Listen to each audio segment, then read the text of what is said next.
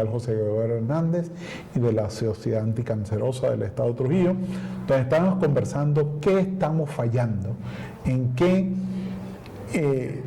el paciente, si es por estrés, si es por las dificultades económicas, si es porque no le da tiempo de acudir al médico, porque de las instituciones públicas y privadas siempre hay una campaña continua. No hay día a día que no salga en internet, Instagram, todas nuestras redes sociales, algo cómo debemos cuidarnos de la mama.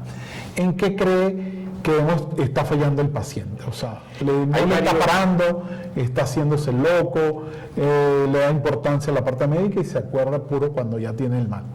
En Venezuela y en el resto del país, incluyendo el estado de Trujillo, hay varios factores que existen. No es que estamos fallando, sino que el factor principal, en este caso, de la detención del cáncer o del tratamiento del cáncer, es el factor socioeconómico. No es una mentira que nuestro país está padeciendo por unos momentos de economía bastante difíciles.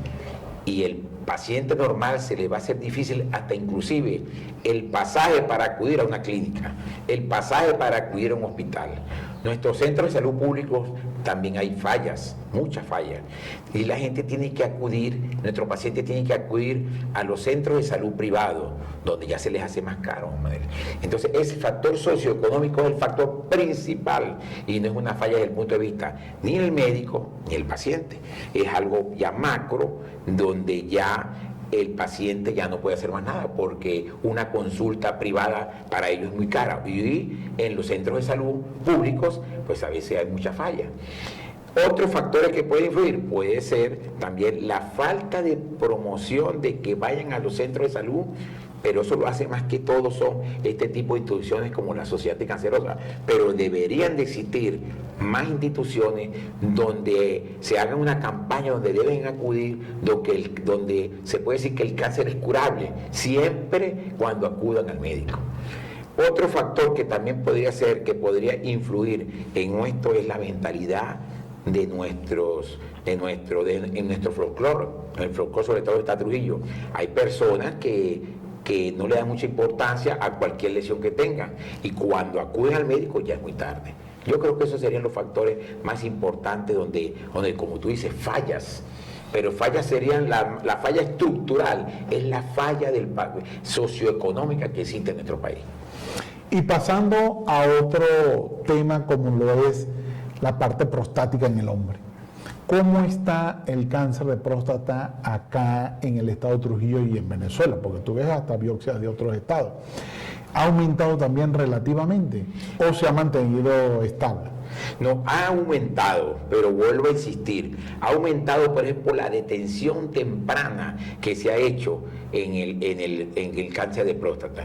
Una evaluación de un paciente que acude a la consulta y con una valoración de algunos exámenes como el antígeno prostático, que hacerse el examen periódicamente o una persona que pase ya los 50 años que sabe que amerita y así no tenga síntomas, sino eso es muy importante.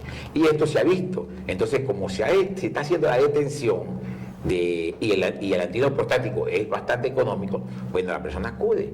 Entonces, ya después que una persona ya pase 50 años, cuando empiece con su patología de una hiperplasia prostática, entonces ya la persona, como tiene dificultad para orinar, tiene dificultad de dolor, entonces ya la persona se preocupa.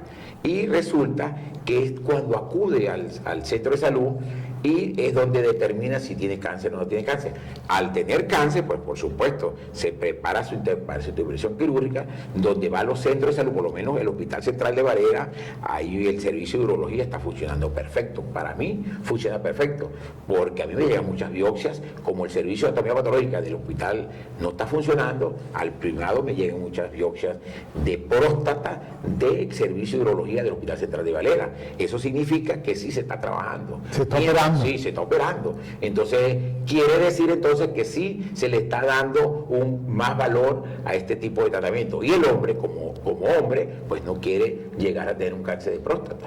Y cuando empieza con su sintomatología, acude a su médico, que en este caso sería el urólogo. Y eso que últimamente con el COVID, ¿te han aumentado algunas patologías posteriores al COVID?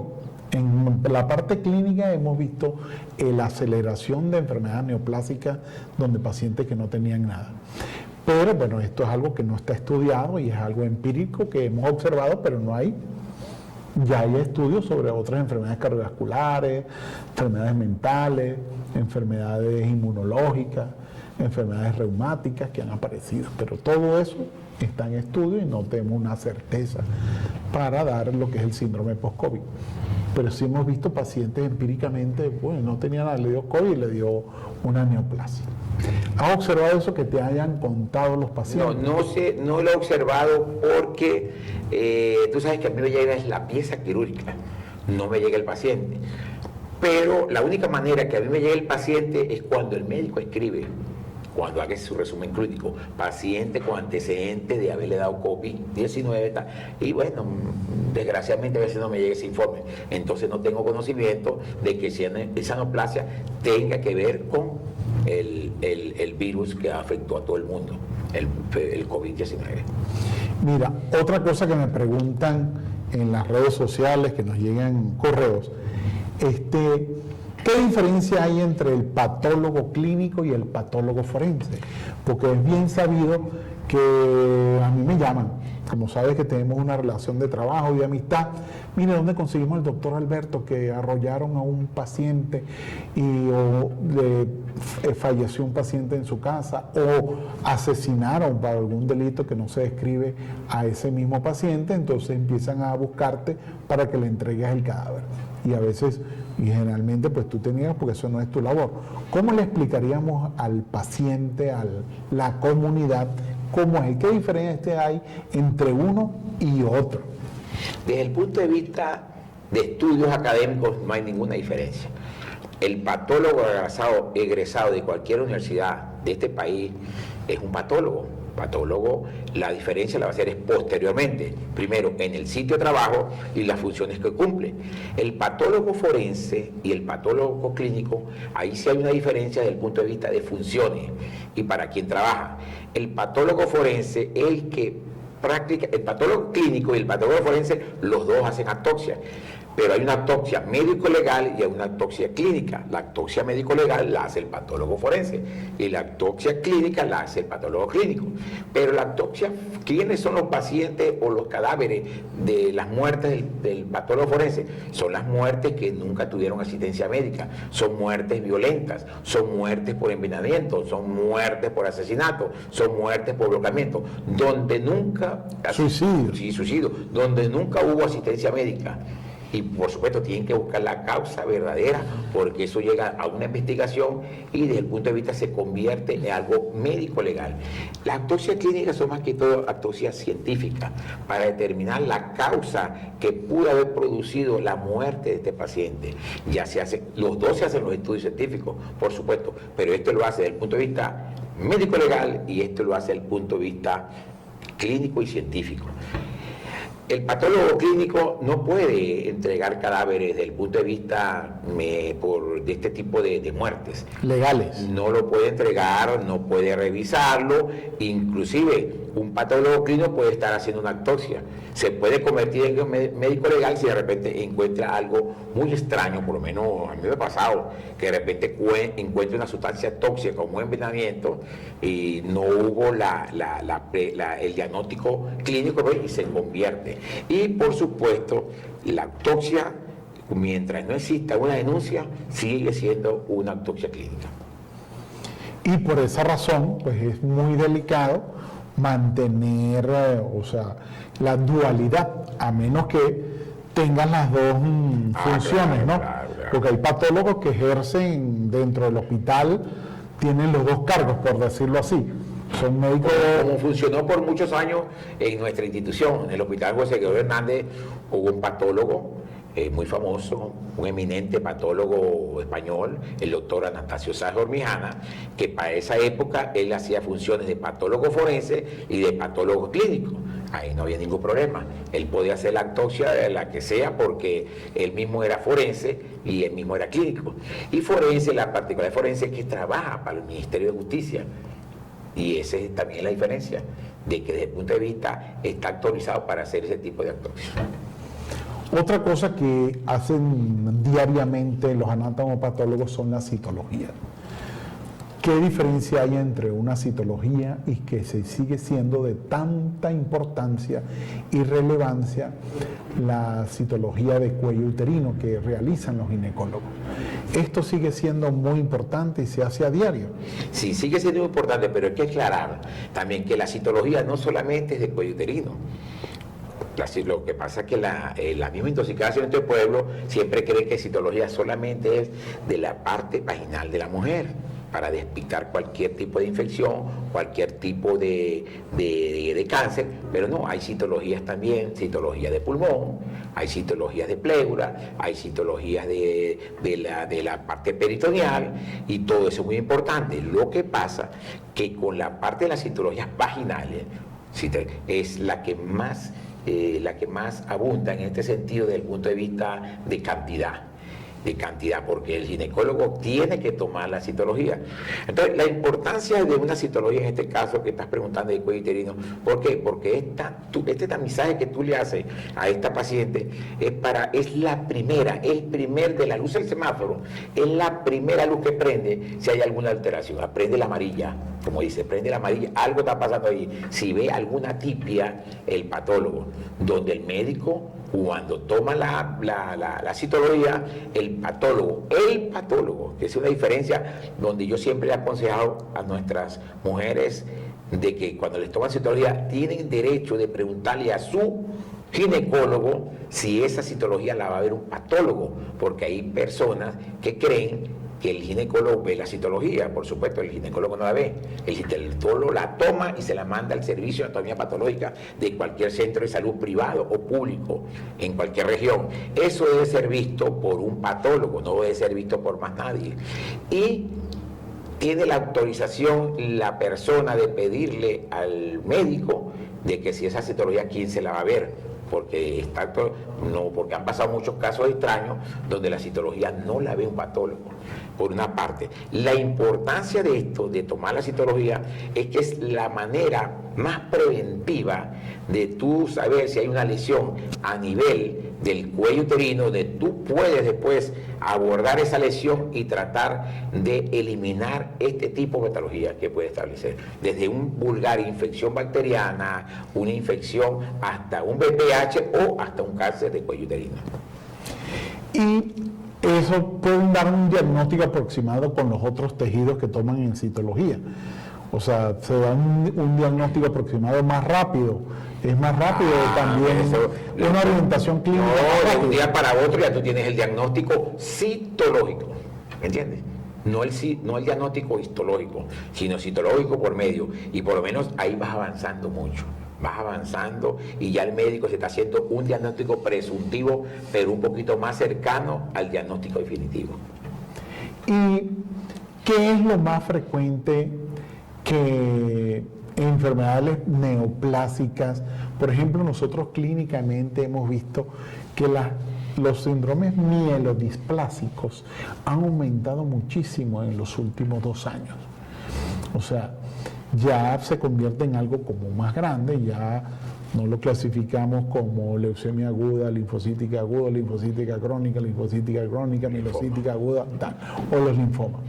Pero vimos que los síndromes mielodisplásicos han aumentado muchísimo, ¿verdad? Se está viendo eso hasta en jóvenes, medianamente adultos y ancianos. Entonces, ¿has visto ese fenómeno? Nosotros desde el punto de vista clínico lo hemos visto, pero no tenemos el estudio. Pero tú que das 100% el diagnóstico de lo que está sucediendo, ¿se está viendo eso también en Trujillo y en Valera y en Boconó? Sí. Los síndromes mielodisplásicos, mieloproliferativos, está avanzando mucho en la región, sobre todo en este país. Lamentablemente, no tenemos hay el tratamiento, pero es caro. El Estado debería aportar el tratamiento, sobre todo, desgraciadamente, pareciera que la sociedad más afectada es la más económicamente muy débil. Entonces hay pacientes que quedan en la deriva solamente con su diagnóstico. Sobre todo en las áreas, he quedado asombrado, sobre todo en las áreas rurales. Este año determiné más de 20 linfomas de las áreas rurales. Tiene que seguir viendo eso con los insecticidas que usan indiscriminadamente, porque no usan ni siquiera ningún tipo de protección, el uso continuo de estar fumigando con estos venenos que son tan tóxicos que si a veces no reciben la enfermedad desde el punto de vista agudo por la intoxicación por el veneno, pues lo reciben a largo plazo. Si se sigue intuyendo que puede tener una relación directa en las zonas altas de Trujillo. Sí, tiene relación, eso es correcto. Se han visto casos por antecedentes que uno ve de dónde vienen los pacientes y si tienen que ver las áreas de campo. Eso no quiere decir que las personas de la ciudad no tienen ese tipo de tumores, sino en la médula, sino en las áreas rurales he notado. O tú me puedes pedir, y yo te doy todas las estadísticas de todos los linfomas que diagnostiqué este año, y te digo, más del 60% venían de esas zonas, de las zonas rurales. ¿Y no estaban relacionadas con ningún cultivo en especial o con un veneno en especial? Simplemente venían en esas áreas, y recuerda tú, como tú mismo lo estás diciendo, que esas son áreas donde utilizan ese tipo de trabajo. Podría relacionarse. ¿Qué avance has visto tú últimamente con las discusiones clínicas o anatomoclínicas? O sea, el patólogo también es un gran docente, inclusive uno de los docentes más importantes en un área de posgrado. ¿Cómo está eso en los hospitales? ¿Cómo está eso en los centros clínicos? ¿Se hacen discusiones al día a día? ¿Sigue siendo de importancia y relevancia la discusión del caso anatomoclínico? Nosotros en los congresos pues tenemos una tarde completa para discusiones anatomoclínicas donde el patólogo pues da su diagnóstico final, que es el certero. Bueno, ¿cómo están a través de la Sociedad de Patólogos de Venezuela? ¿Cómo está esa relación? ¿Sigue dándose esa gran importancia? Bueno, después de la pandemia, pues todo disminuyó, todo ese tipo de congresos que hacíamos a nivel nacional ha ido disminuyendo. Sin embargo, en el Hospital Central de Valera, cuando, sobre todo en cirugía o en pediatría, o en la misma ginecobstetricia, en esos servicios, he sido invitado para hacer las discusiones anatomoclínicas y de determinada caso que lo han visto muy extraño para determinar la causa de la muerte o para determinar qué se va a hacer con ese paciente, en este caso que esté vivo, para la intervención quirúrgica. Y eso ha sido, sobre todo porque ahí hay docencia, y ha sido, eso debería hacerse más a menudo. No se hace muy a menudo por todas las circunstancias que ya te lo he dicho anteriormente. Otra pregunta que me envían, que acabo de revisar el correo. Una biopsia que tú has procesado la puede leer otro patólogo. Pueden sacar del Hospital José Deodoro Hernández, del Seguro, de la sociedad, que a alguien le quede alguna duda y quiera verla en otro país, en otro estado. ¿Se puede hacer una vez terminada o se puede interrumpir el proceso para trasladarla a otro sitio? No, tiene que ser terminada. Eso se llama revisión. Revisión la puede hacer otro patólogo y para ver si de verdad concuerda con el diagnóstico que el primer laboratorio lo hizo, ¿me entiendes? Para confirmar. Y lo último que puede confirmar de verdad si ese es el diagnóstico es la inmunohistoquímica. Se va a la inmunohistoquímica, pero resulta que es caro, todo ese tipo de estudios son caros. Se va a la inmunohistoquímica que utiliza marcadores tumorales y te va a decir exactamente nombre y apellido de la patología que se pudo haber producido. Esa inmunohistoquímica se hace con los bloques de parafina que vamos a decir son el resultado final de una biopsia. Eso es correcto. ¿Qué es eso? ¿Qué diferencia hay? Porque hay gente que relativamente pide la inmunohistoquímica siempre. Y a veces puede ser que no sea necesario porque el diagnóstico está bien hecho. Entonces, ¿qué diferencia hay entre una y otra y cuál es la importancia de la inmunohistoquímica? O sea, a veces al paciente, si tiene un adenocarcinoma de pulmón, pues es un adenocarcinoma de pulmón y ya. Entonces, vino, doctor, ¿será necesario hacerme la inmunohistoquímica? Mire que eso cuesta tanto, mire, hay que ir a Maracaibo, hay que ir a Barquisimeto, mira, verdad que no puedo, no llego allá por la dificultad de situación país que tenemos. ¿Qué diferencia hay entre una y otra? Bueno, o sea, ¿qué es la importancia en realidad de la inmunohistoquímica? La inmunohistoquímica se realiza, más que todo la pide el oncólogo clínico, para colocar el tratamiento, en este caso de alguna patología maligna, porque una patología benigna, para que se va a pedir inmunohistoquímica. La inmunohistoquímica se trabaja con marcadores tumorales. Eso se realiza a los bloques de parafina donde viene la biopsia. Esos bloques tienen que ser entregados a juro al paciente. El paciente recibe esos bloques. Si el oncólogo clínico le solicita la inmunoquímica, él debe ir con el resultado del informe y con los bloques de parafina. Esos bloques de parafina los vuelven, pero no los colorean, sino le colocan, son marcadores tumorales. Un ejemplo para que usted más o menos tenga una idea, doctor. En la mama siempre debe ir, en un cáncer de mama, siempre debe ir la inmunoquímica. ¿Por qué? Porque tenemos que, eso tiene receptores, tenemos que saber qué agresividad tanto es el cáncer, ese tipo de cáncer que tiene la paciente. A ver si tantos positivos, tantos negativos. Por poner un ejemplo, si los receptores tienen triple negativo, pues eso es demasiado agresivo, porque no percibo, y eso lo determina es la inmunohistoquímica. Y si es triple negativo, en este caso, un ejemplo, el paciente va a recibir la quimioterapia e inclusive puede recibir otro tipo de tratamiento dependiendo de lo que el resultado de la inmunohistoquímica, y el oncólogo, eso es donde se basa el oncólogo clínico para determinar cuánto por en este caso de ciclo puede necesitar de quimioterapia, de radioterapia, y en estos casos con todas las demás patologías es igual. Eso es para ver que el oncólogo clínico va a determinar qué tipo de tratamiento, dependiendo la estandarización o dependiendo cómo está estandarizado el cáncer. El oncólogo clínico, conjuntamente con su médico tratante, la biopsia y la inmunoquímica, es el que va a colocar el tratamiento oncológico en este caso. Bueno, una vez que hemos planteado qué es la inmunohistoquímica y que vamos a seguir hablando de ella en la próxima parte, ya regresamos con ustedes. Quédense con nosotros en Tu Salud al Día. Ya regresamos.